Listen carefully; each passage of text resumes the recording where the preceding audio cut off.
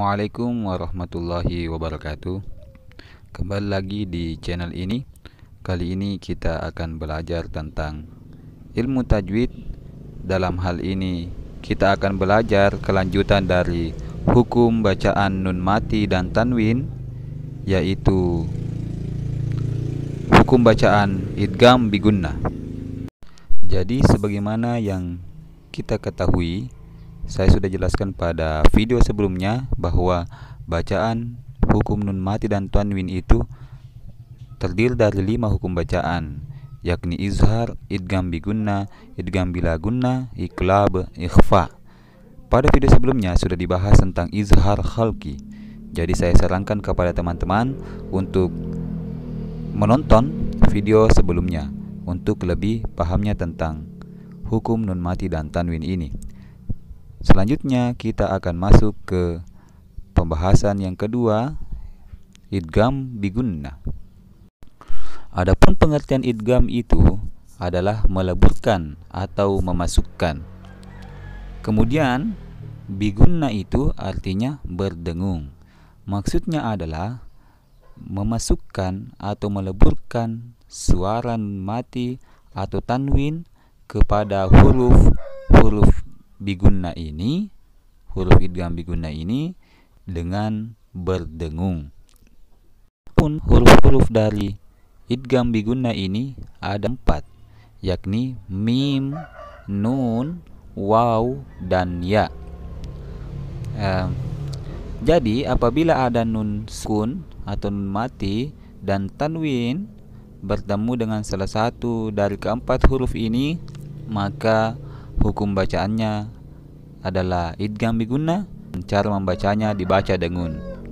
Tapi sebelum kita lanjut, saya akan memberikan sedikit pengecualian bahwa yang dimaksud dengan hukum bacaan idgham bi gunnah itu adalah nun mati atau tanwin bertemu dengan salah satu dari keempat huruf ini bukan dalam satu kata, yakni dalam 2 kata.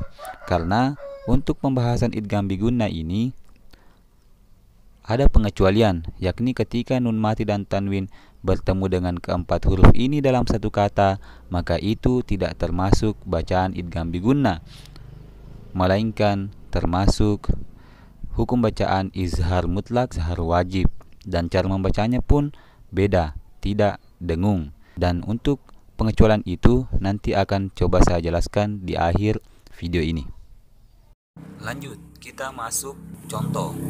Ini ada contoh-contoh bacaan yang nun mati bertemu dengan huruf idgham bi gunnah. Yakni yang pertama nun mati bertemu dengan ya. Famay ya'mal. Jadi di situ ada nun mati bertemu dengan ya, itu di 2 kata ya, bukan dalam satu kata. Jadi bacaannya suara nun mati masuk ke suara ya dengan berdengung. Famay ya. Famay ya'mal. Ya, selanjutnya contoh yang kedua, nun mati bertemu dengan nun. Innafa'ati. Ya. Innafa'ati. Ya. Kemudian contoh selanjutnya, mimmain. Ya. Nun mati bertemu dengan mim. Saya ulangi. Mimmain.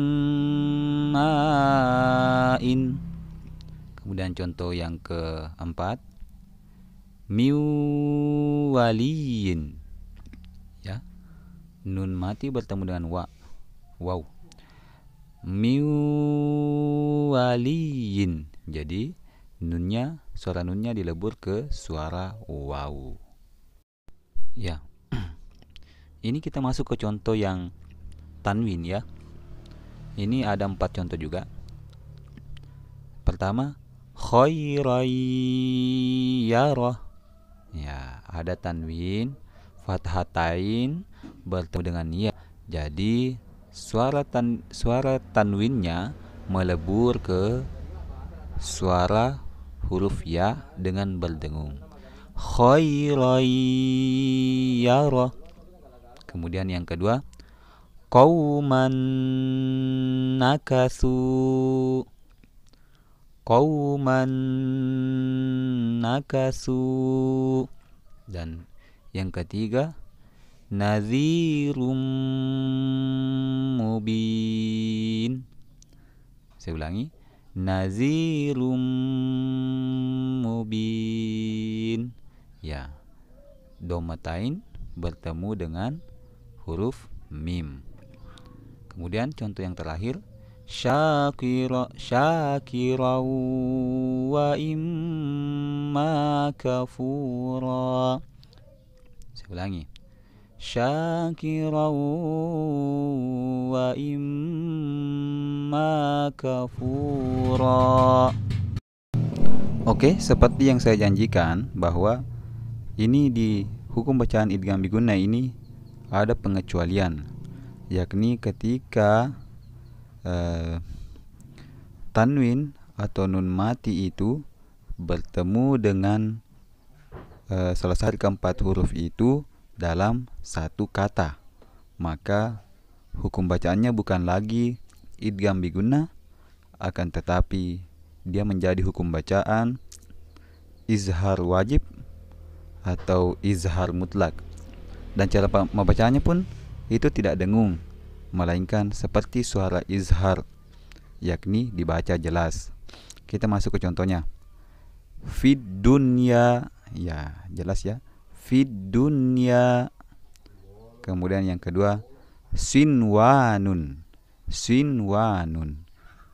Jadi keliru ketika kita membaca sinwanun, ya itu akan keliru karena dia sudah menjadi izhar wajib atau izhar mutlak, sinwanun.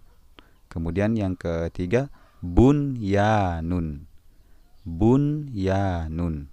Dan contoh terakhir, qinwanun, qinwanun, qinwanun. Baik teman-teman, itulah tadi pembahasan tentang idgham bigunnah. Tetap ikuti perkembangan dari channel ini, karena selanjutnya kita akan bahas 3 hukum bacaan lagi yang masih tersisa, yakni idgham bila gunnah, iqlab, dan ikhfa. Baik, terima kasih telah menonton, dan semoga ilmu ini bermanfaat bagi kita semua. Yang punya komentar, yang punya masukan, silahkan tulis di kolom komentar.